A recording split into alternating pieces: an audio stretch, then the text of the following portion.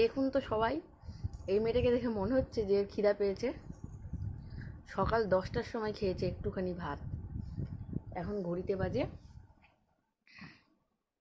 3:15।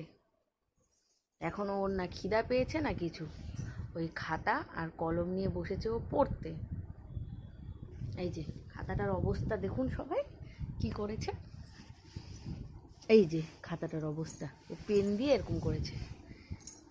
এর বয়স 1 বছর 3 মাস। এই যে বিছনার চাদরে লিখছে এখন, এই যে বিছনার চাদরে, এই যে এটা ওর খাতা বানিয়েছে ও। এই যে একে দেখে মনে হচ্ছে যে খিদা পেয়েছে বা কিছু।